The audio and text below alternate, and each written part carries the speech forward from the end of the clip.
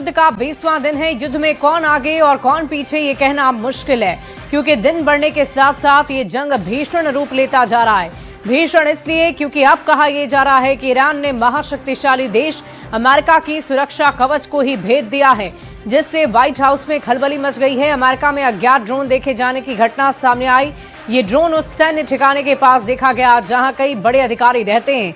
ये अमेरिका का सैन्य बेस है और उन आवासों से जुड़ा बताया जा रहा है जहां मार्को रूबियो और पीट हेगसेथ जैसे वरिष्ठ लोग रहते हैं। घटना के बाद व्हाइट हाउस में उच्च स्तरीय बैठक बुलाई गई है, जिसमें सुरक्षा और साथ ही साथ खतरे का आकलन किया गया है। संभावित खतरे को देखते हुए दुनिया भर में अमेरिकी दूतावासों के लिए ग्लोबल सिक्योरिटी अलर्ट जारी कर दी गई है।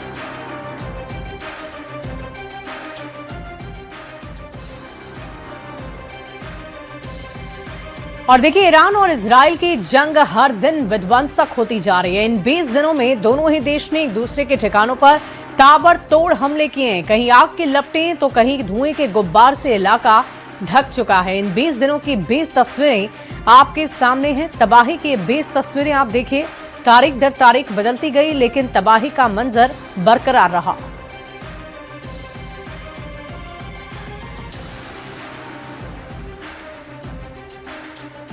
तो देखिए, 20 दिन 20 रातें और एक ऐसी जंग जिसने पूरे पश्चिम एशिया को बारूद के ढेर पर बिठा दिया।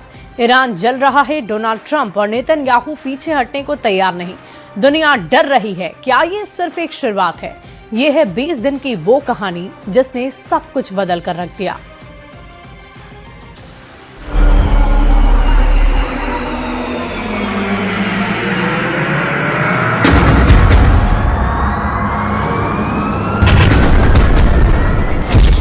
अट्ठाईस फरवरी सुबह 9:45 आसमान अचानक आग से भर गया। ईरान के शहर तेहरान, इस्फहान, बंदर अब्बास लगातार धमाकों से कांप उठे। डोनाल्ड ट्रंप का 27 फरवरी को दिया गया आदेश, ऑपरेशन एपिक फ्यूरी, और फिर 100 से ज्यादा अमेरिकी एयरक्राफ्ट, 200 इजरायली जेट्स एक साथ हमले में उतरे। पहला निशाना तेहरान का पॉस्चर स्ट्रीट, जहां टॉप लीडरशिप मौजूद थी। 12 घंटे में 900 से ज्यादा स्ट्राइक्स, 1000 से ज्यादा टारगेट हिट, और फिर एक ऐसा झटका जिसने पूरी दुनिया को हिला दिया। ईरान के सुप्रीम लीडर अली खामेनेई की मौत। در پی یک حمله موشکی ساعاتی پیش رهبر کشور آیت الله خامنه‌ای درگذشت. حضرت آیت الله العظما امام خامنه‌ای درود می‌فرستیم. लेकिन इसी आग में एक मासूम स्कूल भी जल गया। मिनाब की वो चीखें जो अब भी गूंज रही हैं। पहले ही हफ्ते में जंग ने रफ्तार पकड़ ली। ईरान ने बदले की आग में हजारों मिसाइलें और ड्रोन दागे। टारगेट पर थे खाड़ी में अमेरिकी बेस और इजराइल के अलग अलग शहर। हर तरफ तबाही की खौफनाक लपटें, और सबसे बड़ा दांव स्ट्रेट ऑफ हॉर्मुज को बंद कर दिया गया।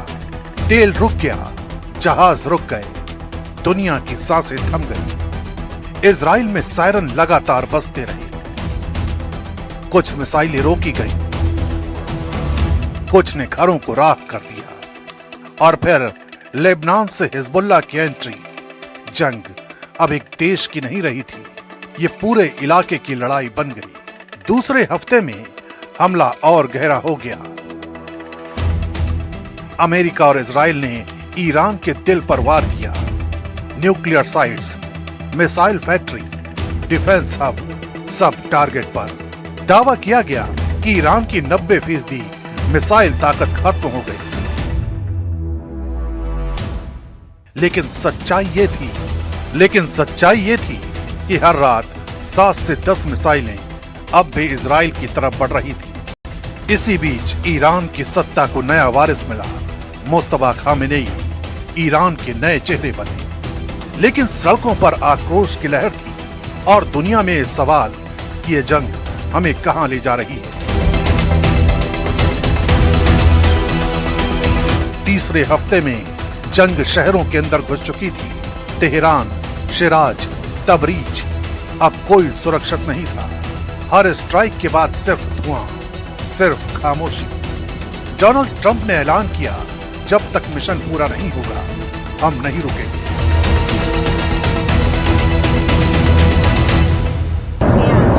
What they tell you and what they tell the public. I mean, I just put out a truth about their disinformation. I assume most people saw it. And they use AI. They said they attacked the USS Abraham Lincoln, one of the largest ships in the world, an aircraft carrier. And they show pictures of it burning. It was never attacked. It was never burning. The Wall Street Journal put out a false story that 5 of our big, beautiful tankers that we feed the plane with. लेकिन दूसरी तरफ नया ईरानी नेतृत्व भी झुकने को तैयार नहीं। गल्फ में ड्रोन और मिसाइलें अब भी उड़ रही थी और हर देश खुद को बचाने में जुटा था।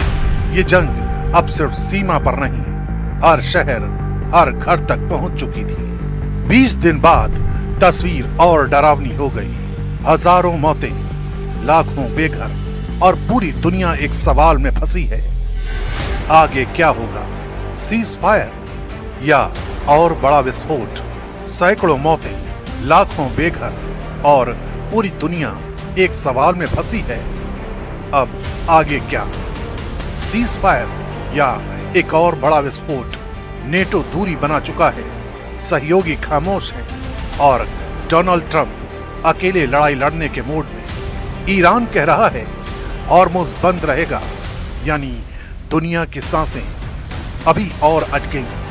ये जंग खत्म नहीं हुई, ये बस एक खतरनाक मोड़ तक जा पहुंची है।